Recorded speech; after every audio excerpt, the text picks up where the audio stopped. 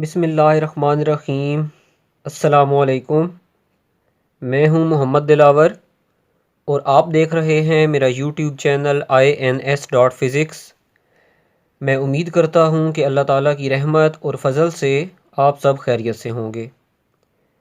Previous lecture में हमने topic number 16.5 AC through a resistor को डिटेल में डिस्कस किया था, जिसका लिंक आपको डिस्क्रिप्शन में भी मिल जाएगा। आज का लेक्चर हमारा मोस्ट इम्पॉर्टेंट लेक्चर है, जिसका टाइटल है AC थ्रू अ कैपेसिटर। इस टॉपिक के अंदर हमारा जो मेन एम है वो रिलेशन फाइंड करना है, relation between voltage and current. जब हम अपने कैपेसिटर के साथ एक AC सोर्स को कनेक्ट करते हैं तो कैपेसिटर के अक्रॉस अपीयर होने वाले अल्टरनेटिंग वोल्टेज और सर्किट में फ़्लो होने वाले अल्टरनेटिंग करंट के दरमियान क्या रिलेशन होगा, ये रिलेशन हमने फाइंड करना है। टॉपिक को स्टार्ट करने से पहले एक छोटा सा हम एक्सपेरिमेंट देखते हैं, और वो एक्सपेरिमेंट ये है कि एक हमारे पास कैपेसिटर है जिस कैपेसिटर की कैपेसिटेंस C है। इस कैपेसिटर के साथ हमने एक DC सोर्स यानी कि एक सेल को कनेक्ट किया है और सीरीज़ में एक लैंप को अटैच किया है। जैसे ही हम इस सेल को कनेक्ट करते हैं तो हमारे सर्किट में करंट फ्लो करता है और हमारा लैंप ग्लो करता है। जब सर्किट में ये करंट फ्लो करेगा तो कैपेसिटर चार्ज होना शुरू हो जाएगा। कैपेसिटर की जो प्लेट बैटरी के पॉजिटिव टर्मिनल से कनेक्टेड है उस प्लेट पर पॉजिटिव चार्ज आना शुरू हो जाएगा, और जो प्लेट कैपेसिटर की बैटरी के नेगेटिव टर्मिनल से कनेक्टेड है उस प्लेट पर जो है वो नेगेटिव चार्ज आना शुरू हो जाएगा। तो हम कह सकते हैं कि एक प्लेट जो है वो हाई पोटेंशियल पर चली जाएगी, दूसरी प्लेट जो है वो लो पोटेंशियल पर चली जाएगी, तो दोनों प्लेट्स के दरमियान एक पोटेंशियल डिफरेंस पैदा होना शुरू हो जाएगा। जब इन दोनों प्लेट्स के दरमियान पैदा होने वाला पोटेंशियल डिफरेंस हमारी बैटरी के पोटेंशियल के बराबर हो जाएगा, अब मज़ीद हमारे सर्किट में कोई करंट फ़्लो नहीं करेगा और हमारा लैंप जो है वो ऑफ हो जाएगा। लैंप एक्चुअली हमने यहाँ पर इंडिकेशन के लिए लगाया हुआ है कि स्टार्ट में जब हमने बैटरी को लगाया और हमने देखा कि लैंप ऑन हुआ तो मतलब सर्किट में करंट फ्लो हुआ, लेकिन थोड़ी ही देर बाद जब हमारा कैपेसिटर मुकम्मल तौर पर चार्ज हो गया और दो प्लेट्स के दरमियान पोटेंशियल डिफरेंस बैटरी के पोटेंशियल के बराबर हो गया, तो अब हमारा लैंप जो है वो ऑफ हो जाएगा। क्योंकि अब सर्किट में फ़्लो होने वाला जो करंट है वो ज़ीरो हो जाएगा। अब मज़ीद सर्किट में कोई करंट फ़्लो नहीं करेगा। तो इस एक्सपेरिमेंट से हमारे सामने ये रिज़ल्ट आता है कि जो कैपेसिटर होता है वो DC को ब्लॉक करता है, यानी कि डायरेक्ट करंट को पास नहीं होने देता। क्यों नहीं पास होने देता? क्योंकि दो प्लेट्स के दरमियान अगर कुछ भी नहीं है, फ्री स्पेस है या वैक्यूम है, तो चार्ज फिर भी वैक्यूम में से पास नहीं हो सकता। और अगर दो प्लेट्स के दरमियान कोई भी डाइलेक्ट्रिक मीडियम है तो चार्ज फिर भी उस डाइलेक्ट्रिक में से फ़्लो नहीं कर सकता। फ़्लो ऑफ चार्ज कहने का मतलब है कि करंट फ़्लो नहीं कर सकता। तो इसका मतलब हुआ कि जो कैपेसिटर है वो DC को ब्लॉक करेगा, DC को अपने अंदर से फ़्लो नहीं होने देगा, यानी कि DC के लिए ये एक ओपन सर्किट की तरह काम करेगा। ओपन सर्किट हम ऐसे सर्किट को बोलते हैं जिस सर्किट में हमारे पास करंट जो है वो ज़ीरो होता है। लेकिन एक कैपेसिटर जो है वो AC को गुजरने की परमिशन देता है, AC को पास करता है, जबकि DC को पास नहीं करता। अब AC को किस तरह से पास करता है तो आइए उसको भी देख लेते हैं। तो यहाँ पर मैंने इस टॉपिक को हेडिंग्स की फॉर्म में बनाया है ताकि आपको समझने में आसानी हो। दो चीज़ें हैं हमारे पास, एक हमारे पास AC सोर्स है और एक हमारे पास कैपेसिटर है। तो हम यहाँ पर डिफ़ाइन करते हैं what is capacitive circuit. A circuit in which a capacitor is connected across AC source is called capacitive circuit। ऐसा सर्किट जिसके अंदर एक कैपेसिटर को एक AC सोर्स के साथ कनेक्ट किया जाता है इस तरह के सर्किट को हम कैपेसिटिव सर्किट का नाम देते हैं। सर्किट डायग्राम देखेंगे तो यहाँ पर हमारे पास कैपेसिटर है जिसकी कैपेसिटेंस C है। एक हमारे पास यहाँ पर AC वोल्टेज सोर्स है जिसके वोल्टेज V बराबर है V0 साइन ओमेगा टी के, और एक हमने यहाँ पर लैंप जो है उसको अटैच किया है। जब हम प्रैक्टिकली देखते हैं तो हम देखते हैं कि एक दफ़ा हमारा लैंप जो है वो मैक्सिमम ब्राइटनेस पर जाता है, फिर हमारा लैंप जो है वो मिनिमम ब्राइटनेस यानी कि बिल्कुल ऑफ हो जाता है, फिर हमारा लैंप मैक्सिमम ब्राइटनेस पर जाता है, फिर ऑफ हो जाता है। तो इस तरह से हमारा लैंप जो है वो ऑन और ऑफ होता रहेगा, और ऑन और ऑफ होने का जो टाइम है वो इस वोल्टेज सोर्स की फ्रीक्वेंसी पर डिपेंड करेगा। अब क्या होता है हमारे पास कि जब हमारे पास पॉजिटिव साइकिल आता है तो पॉजिटिव हाफ साइकिल में हमारा कैपेसिटर चार्ज होता है, और जब नेगेटिव हाफ साइकिल आता है तो हमारा कैपेसिटर क्या होता है, डिस्चार्ज होता है। तो इस तरह से कंटिन्यूसली चार्जिंग और डिस्चार्जिंग होती रहती है, और हमारे सर्किट के अंदर करंट जो है वो फ्लो करता रहता है, और हम देखते हैं कि हमारा लैंप जो है वो भी फिर एक दफ़ा मैक्सिमम ब्राइटनेस पर जाता है, फिर ऑफ, फिर मैक्सिमम ब्राइटनेस पर जाता है, फिर ऑफ। तो फिर हम ये कह सकते हैं कि एक कैपेसिटर जो है वो अपने अंदर से AC को अलाउ करता है। अब यही हमने देखना है कि जब हमने इस कैपेसिटर के साथ एक AC सोर्स को कनेक्ट किया तो इस कैपेसिटर के अक्रॉस अपीयर होने वाला पोटेंशियल डिफरेंस यानी कि अल्टरनेटिंग वोल्टेज और सर्किट में फ़्लो होने वाला जो करंट है, इनका आपस में क्या रिलेशन होगा। तो आइए अब हम उस रिलेशन को फाइंड आउट करते हैं। एक्सप्लेनेशन में हम लिखेंगे, इन AC circuit a capacitor charge and discharge continuously, so we can say that AC is permitted by the capacitor or AC can pass through the capacitor। वही बात कि AC सर्किट के अंदर हमारा कैपेसिटर लगातार चार्ज और डिस्चार्ज होता रहता है, तो हम कह सकते हैं कि कैपेसिटर जो है वो AC को अलाउ करता है, अल्टरनेटिंग करंट को अपने अंदर से गुजरने में जो है वो मदद देता है। अब अल्टरनेटिंग वोल्टेज जो हमने अपने कैपेसिटिव सर्किट के साथ लगाए हुए हैं, वो अल्टरनेटिंग वोल्टेज कितने हैं हमारे पास, V is equal to V0 sine omega t. इसको मैं इक्वेशन नंबर 1 कह देता हूँ। हम जानते हैं कि कैपेसिटर की इक्वेशन होती है हमारे पास Q is equal to CV, जहाँ पर C हमारे पास कैपेसिटेंस है, Q हमारे पास चार्ज है, और V हमारे पास दो प्लेट्स के दरमियान पोटेंशियल का डिफरेंस है, और C कैपेसिटेंस क्योंकि ये कांस्टेंट है तो फिर हम कह सकते हैं कि चार्ज और पोटेंशियल डिफरेंस दोनों का आपस में डायरेक्ट रिलेशन है। तो फिर मैं इक्वेशन नंबर 1 को चार्ज की फॉर्म में लिख सकता हूँ, Q is equal to Q0 sine omega t. क्यों? क्योंकि चार्ज और वोल्टेज दोनों डायरेक्टली प्रोपोर्शनल हैं। तो इक्वेशन 1 को हम चार्ज की फॉर्म में जो है वो ऐसे लिखेंगे, जहाँ पर ये Q हमारा इंस्टेंटेनियस चार्ज है जो कि इस टाइम पर डिपेंड करेगा, और Q0 हमारी प्लेट्स के ऊपर डिपॉजिट होने वाला मैक्सिमम चार्ज है। अब हम इक्वेशन नंबर 1 और इक्वेशन नंबर 2 से क्लियरली ये देख सकते हैं कि जब हमारे पास ओमेगा टी यानी कि एंगल 0 होगा तो मेरे पास वोल्टेज भी 0 हो जाएगा और मेरे पास चार्ज भी 0 हो जाएगा। क्यों? क्योंकि साइन 0 पर 0। जब मेरे पास ओमेगा टी 90 डिग्री होगा तो साइन 90 पर 1, चार्ज भी मैक्सिमम Q0 के बराबर, वोल्टेज भी मैक्सिमम V0 के बराबर। जब ओमेगा टी 180 डिग्री हो जाएगा तो साइन 180 पर भी 0 हो जाएगा, तो चार्ज भी 0 हो जाएगा, पोटेंशियल डिफरेंस भी 0 हो जाएगा। इसी तरह से जब मेरे पास ओमेगा टी 270 डिग्री हो जाएगा तो 270 डिग्री पर साइन जो है वो -1 होता है, तो Q0 के बराबर आएगा but with negative sign, V भी V0 के बराबर आएगा बट विद नेगेटिव साइन। और जब ओमेगा टी हमारे पास 360 डिग्री हो जाएगा तो साइन 360 डिग्री पर 0, Q भी 0 हो जाएगा और वोल्टेज भी 0 हो जाएंगे।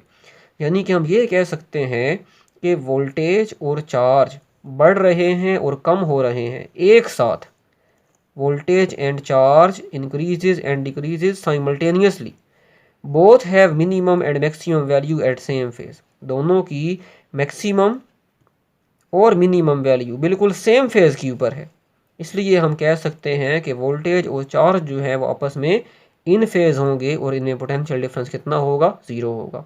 तो यहाँ पर जब हम ग्राफिकली शो करवाएंगे तो ये जो रेड कलर में मेरे पास वेव आ रही है ये मेरे पास चार्ज की है, और जो मेरे पास ब्लू कलर में आ रही है ये मेरे पास वोल्टेज की है।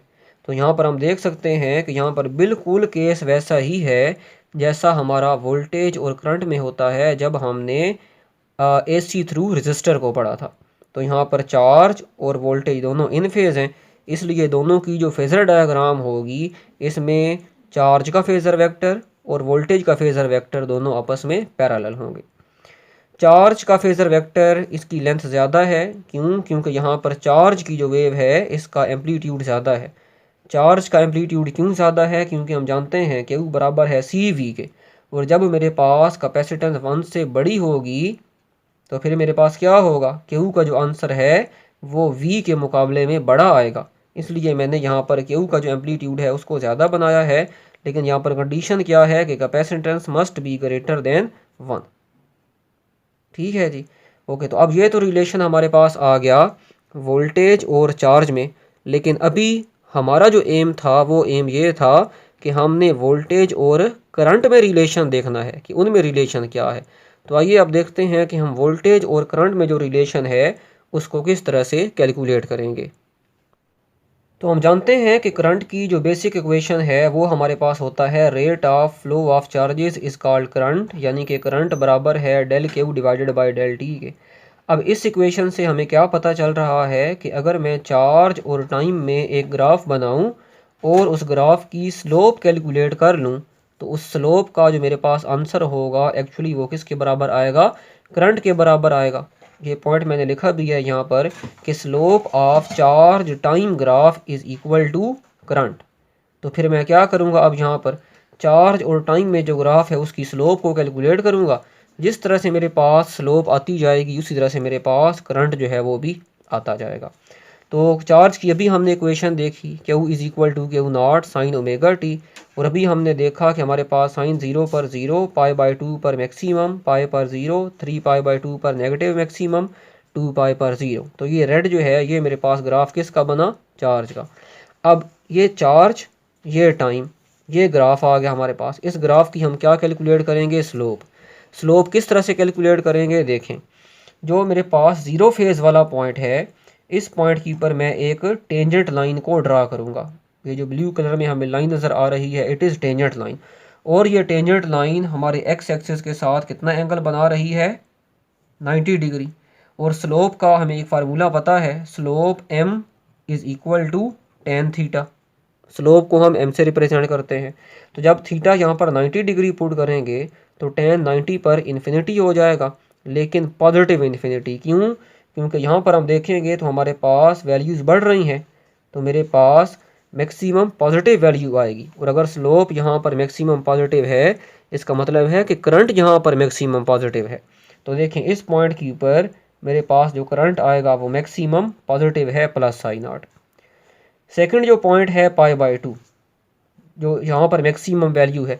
जब यहाँ पर मैंने टेंजेंट लाइन ड्रा की तो यहाँ पर मैंने देखा कि इस टेंजेंट लाइन और एक्स एक्सिस में एंगल कितना है? 0 डिग्री। और जब हमने स्लोप के फार्मूले में m is equal to tan theta में थीटा को 0 पुट किया तो टेन 0 पर 0 और स्लोप भी क्या हो गई? 0, यानी कि मिनिमम। और अगर यहाँ पर स्लोप 0 है तो इट मीन्स कि यहाँ पर करंट भी फिर क्या होगा? 0 होगा। तो पाई बाई 2 के ऊपर मैंने देखा तो यहाँ पर करंट कितना हो गया? 0 हो गया। अब पाई, अब इस पॉइंट के ऊपर हमने एक टेंजेंट लाइन ड्रा की, एक्स एक्सिस के साथ ये लाइन कितना एंगल बना रही है? 90 डिग्री। टेन 90 पर फिर आंसर क्या आएगा? इन्फिनिटी। लेकिन अब हमारे पास जो आंसर आएगा इन्फिनिटी वो मेरे पास नेगेटिव में आएगा। क्यों? क्योंकि अब यहाँ पर देखेंगे तो पाई बाई 2 से पाई तक वैल्यूज़ क्या हो रही हैं? कम हो रही हैं।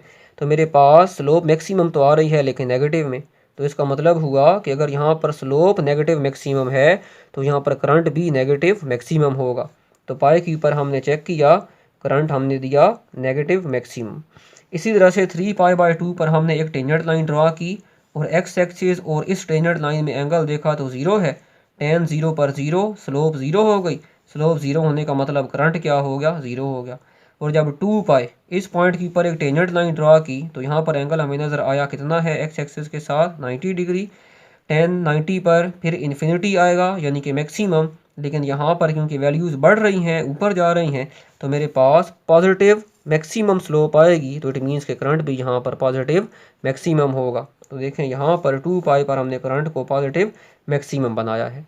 तो ये मेरे पास आ गई करंट की वेव। अभी आपने देखा कि हमारे पास जो वोल्टेज की वेव थी, वोल्टेज की जो वेव वो कुछ ऐसी वेव थी हमारे पास।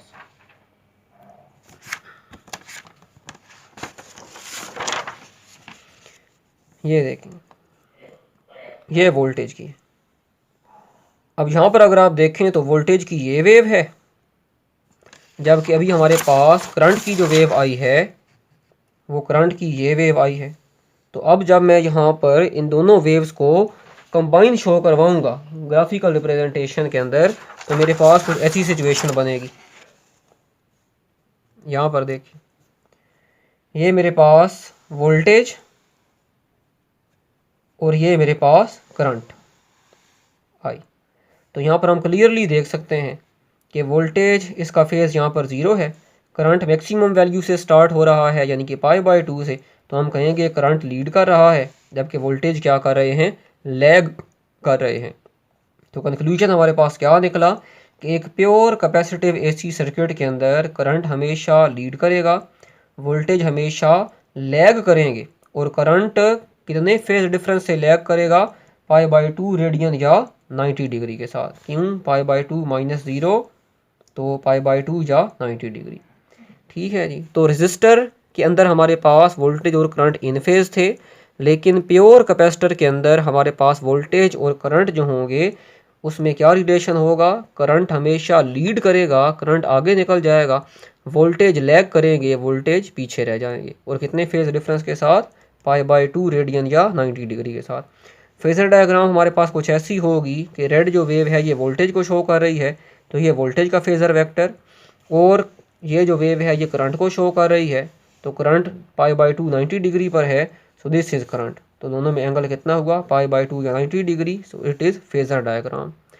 अब हम आते हैं पावर डेसिपेशन पर, और हमने रेजिस्टर के केस में क्या पढ़ा था कि रेजिस्टर्स हमेशा पावर को डेसिपेट करते हैं, क्योंकि हमने देखा था कि जब हमने अपने करंट और वोल्टेज का जो ग्राफ था उसके 4 बराबर हिस्से किए थे, तो हर हिस्से के लिए हमारे पास पावर जो है वो पॉजिटिव आ रही थी, और हमने कहा था कि जब हमारे पास पावर पॉजिटिव होगी तो इट मीन्स कि हमारा रेजिस्टर पावर को डेसिपेट करेगा। और हमने चेक किया कि हर क्वार्टर के लिए हमारे पास पावर पॉजिटिव थी, तो रेजिस्टर जो है वो पूरी की पूरी वेव के लिए पावर को डेसिपेट कर रहा था। आज हम देखते हैं कि क्या हमारे पास एक प्योर कैपेसिटर जो है ये भी पावर को डेसिपेट करता है, या ये पावर को या एनर्जी को स्टोर करने के बाद सर्किट को वापस रिटर्न करता है। देखें, ये मेरे पास है IRMS यानी कि रूट मीन स्क्वायर करंट, और ये मेरे पास है वोल्टेज VRMS। दोनों में एंगल कितना है, थीटा है। अगर मैं इस वोल्टेज को कंपोनेंट्स में कन्वर्ट करूंगा तो एक वोल्टेज का कंपोनेंट बनेगा साइन थीटा में, और एक वोल्टेज का कंपोनेंट बनेगा कॉस थीटा में।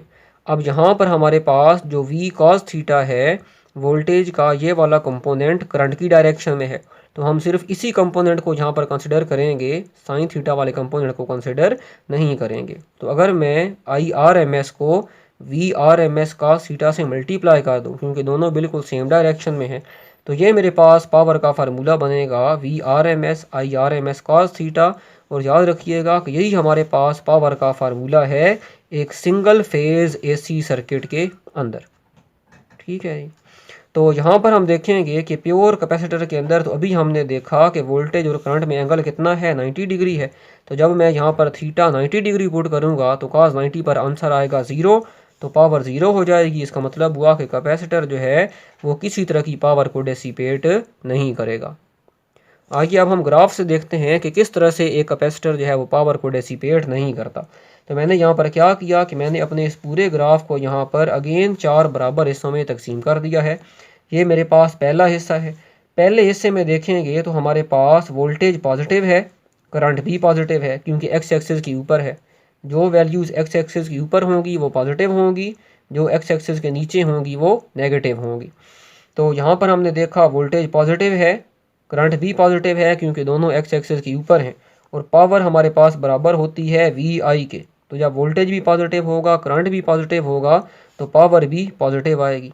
पावर पॉजिटिव होने का मतलब कि अभी हमारा कैपेसिटर जो है वो पावर को कंज्यूम कर रहा है। जब अगले जो है वो क्वार्टर के अंदर आएंगे तो इस क्वार्टर में देखेंगे कि यहाँ पर हमारे पास वोल्टेज तो पॉजिटिव है लेकिन करंट एक्स एक्सिस के नीचे है यानी कि नेगेटिव है। तो voltage positive, current negative, power negative आएगी। पावर नेगेटिव होने का मतलब कि जो एनर्जी पहले कैपेसिटर ने कंज्यूम की थी, एक्चुअली वो उसने स्टोर की थी, अब वही एनर्जी वो क्या करेगा, सर्किट को वापस रिटर्न कर देगा क्योंकि पावर नेगेटिव है। अब यहाँ पर आएंगे थर्ड क्वार्टर में तो यहाँ पर हमारे पास करंट भी नेगेटिव है, वोल्टेज भी नेगेटिव है। Negative into negative, power is again positive, यानी कि कैपेसिटर दोबारा पावर को डेसिपेट करेगा। और जब फोर्थ क्वार्टर में आएंगे तो करंट पॉजिटिव है, वोल्टेज नेगेटिव है, तो positive into negative, power is again negative, यानी कि अगेन अब हमारा कैपेसिटर जो है वो एनर्जी या पावर को सर्किट को वापस कर रहा है। तो यहाँ पर हमने देखा कि यहाँ पर पावर पॉजिटिव यानी कि पावर को डेसिपेट करेगा, यहाँ पर पावर नेगेटिव यानी कि पावर सर्किट को वापस रिटर्न करेगा। तो इसका मतलब हुआ कि जितनी पावर वो सर्किट से लेगा बाद में उतनी ही पावर वो सर्किट को रिटर्न भी कर देगा, तो ओवरऑल किसी तरह की वो पावर कंज्यूम नहीं करेगा। पावर फैक्टर हमारे पास क्या होता है, पावर के फार्मूला में ये जो फैक्टर है हमारे पास कॉस थीटा, इसी फैक्टर का नाम हमारे पास क्या है, पावर फैक्टर है। और पावर फैक्टर को हम डिफाइन करते हैं the cosine of angle between voltage and current. Voltage और करंट में जो एंगल होगा, अगर हम उस एंगल का कॉज ले लेंगे, कोसाइन ले लेंगे, तो वो मेरे पास क्या बन जाएगा, power factor. So power factor बराबर होगा किसके, कॉस थीटा के। तो अगर हमसे कोई पूछता है कि बताएं कि हमारे पास प्योर कैपेसिटर के केस में पावर फैक्टर कितना होगा, तो प्योर कैपेसिटर के में तो हमारे पास वोल्टेज और करंट में एंगल 90 डिग्री होता है, तो cos 90 पर हमारे पास क्या हो जाएगा, ज़ीरो। तो कैपेसिटर के केस में पावर फैक्टर कितना हो जाएगा, ज़ीरो हो जाएगा। लेकिन रेजिस्टर केस में हमारे पास क्या होगा, जो हमारा पहला टॉपिक था, रेजिस्टर के अंदर तो वोल्टेज और करंट इन फेज होते हैं, दोनों में एंगल ज़ीरो होता है, cos 0 पर 1 हो जाएगा, तो रेजिस्टिव सर्किट के लिए पावर फैक्टर 1 आ जाएगा हमारे पास। व्हाट इज़ कैपेसिटिव रिएक्टेंस, जिस तरह से हम रेजिस्टेंस को डिफाइन करते थे, opposition offered by the resistor to the flow of current is called resistance represented by capital R. बिल्कुल इसी तरह से हमारे कैपेसिटर की जो रेजिस्टेंस होती है उसको हम कैपेसिटिव रिएक्टेंस का नाम देते हैं, और इसको हम डिफाइन करते हैं, opposition offered by the capacitor to the flow of AC is called capacitive reactance. जब हम एक रेजिस्टेंस के लिए ओम्स लॉ लिखते हैं तो वो होता है हमारे पास V is equal to I R, क्योंकि रेजिस्टर की रेजिस्टेंस होती है। लेकिन जब कैपेसिटर के लिए ओम्स लॉ लिखेंगे तो ये मेरे पास बनेगा आई एक्स सी। एक्स सी का मतलब है यहाँ पर कैपेसिटर की रिएक्टेंस, रिएक्टेंस को हम एक्स से शो करवाते हैं। तो रेजिस्टर की रेजिस्टेंस होती है, कैपेसिटर की रिएक्टेंस होती है। तो कैपेसिटर के लिए ओम्स लॉ हमारे पास कुछ इस तरह से बनेगा, और यहाँ से अगर मैं कैपेसिटिव रिएक्टेंस को अलग करूँ तो ये बराबर आ जाएगा V R M S divided by I R M S. और कैपेसिटिव रिएक्टेंस का हमारे पास फार्मूला होता है 1 ओवर ओमेगा सी, और ओमेगा किसके बराबर होता है, ओमेगा बराबर होता है हमारे पास 2 पाई एफ के। तो ये आपने फार्मूला याद रखना है कैपेसिटिव रिएक्टेंस का, 1 ओवर 2 पाई एफ सी, जहाँ पर सी हमारे पास कैपेसिटेंस है। रिएक्टेंस का यूनिट बिल्कुल वही होगा जो यूनिट रेजिस्टेंस का है, यानी कि ओम। ठीक है जी। तो अगर हम देखें कि यहाँ पर रिएक्टेंस और फ्रीक्वेंसी इन दोनों में क्या रिलेशन है, तो हम क्लियरली देख सकते हैं कि दोनों में इन्वर्स रिलेशन है। जब हमारे पास फ्रीक्वेंसी ज़्यादा होगी तो कैपेसिटर की रिएक्टेंस कम हो जाएगी, यानी कि रिएक्टेंस कम होने का मतलब कैपेसिटर कम रेजिस्टेंस शो करवाएगा, कम अपोजिशन शो करवाएगा, और करंट आसानी से गुजर जाएगा। जब हमारे पास फ्रीक्वेंसी कम हो जाएगी तो रिएक्टेंस जो है वो क्या हो जाएगी, बढ़ जाएगी, यानी कि अब अपोजिशन कैपेसिटर ज़्यादा देगा, रेजिस्टेंस ज़्यादा शो करवाएगा, अब करंट कैपेसिटर के अंदर से कम गुजरेगा। स्टार्ट में हमने बात की थी कि कैपेसिटर जो है वो डीसी को ब्लॉक करता है जबकि एसी को गुजरने देता है। उसकी एक और रीज़न भी है हमारे पास। देखें, डीसी के अंदर फ्रीक्वेंसी हमारे पास ज़ीरो होती है, क्योंकि फ्रीक्वेंसी होती है नंबर ऑफ़ साइकिल्स, और डीसी में तो साइकिल्स होते नहीं हैं, तो डीसी के लिए फ्रीक्वेंसी ज़ीरो होती है। अब जब डीसी के लिए मैं रिएक्टेंस निकालूंगा कैपेसिटर की, यानी कि रेजिस्टेंस को कैलकुलेट करूंगा, तो कैपेसिटर की रिएक्टेंस आ जाएगी 1 ओवर 2 पाई एफ सी, और क्योंकि अभी फ्रीक्वेंसी ज़ीरो है तो फ्रीक्वेंसी ज़ीरो पुट करेंगे, 1 ओवर ज़ीरो इन्फिनिटी, यानी कि capacitor maximum reactance, maximum opposition, maximum resistance show करवाएगा। अब क्या इस मैक्सिमम रिएक्टेंस के केस में हमारे कैपेसिटर में से करंट गुजर पाएगा। तो अभी हमने देखा कि ओम्स लॉ से हमारे पास करंट बराबर होगा V R M S divided by X C. तो करंट बराबर है V R M S over X C, और क्योंकि अभी हमारी रिएक्टेंस मैक्सिमम इन्फिनिटी आ रही है तो समथिंग ओवर इन्फिनिटी ज़ीरो। इसका मतलब हुआ कि हमारे कैपेसिटर में से कोई करंट फ्लो नहीं करेगा। इसलिए हमने कहा कि हमारा कैपेसिटर एक ओपन सर्किट की तरह बिहेव करेगा जब हम अपने कैपेसिटर के साथ एक सेल या बैटरी यानी कि डीसी सोर्स को कनेक्ट करेंगे। लेकिन अगर हमने किसी एसी सोर्स को कनेक्ट किया हुआ है तो जाहिर सी बात है एसी के अंदर तो साइकिल्स होते हैं, तो एसी की फ्रिक्वेंसी ज़ीरो नहीं होगी। और जब एसी की फ्रिक्वेंसी ज़ीरो नहीं होगी, कैपेसिटर की रिएक्टेंस भी इन्फिनिटी नहीं होगी, यानी कि कम होगी। और जब रिएक्टेंस कम होगी तो अब ज़ाहिर सी बात है करंट भी ज़ीरो नहीं होगा, करंट भी गुजर जाएगा। तो इसका मतलब हुआ कि कैपेसिटर अपने अंदर से एसी को गुजरने की परमिशन देता है। इसलिए हम ये कह सकते हैं कि हमारे पास एक कैपेसिटर एसी के लिए एज आ शॉर्ट सर्किट के तौर पर बिहेव करता है। ठीक है जी। तो आई होप सो कि आपको एसी थ्रू कैपेसिटर जो है इसकी ईजिली समझ आ चुकी होगी। नेक्स्ट लेक्चर में हम डिस्कस करेंगे एसी थ्रू इंडक्टर। तब तक के लिए अल्लाह हाफिज़।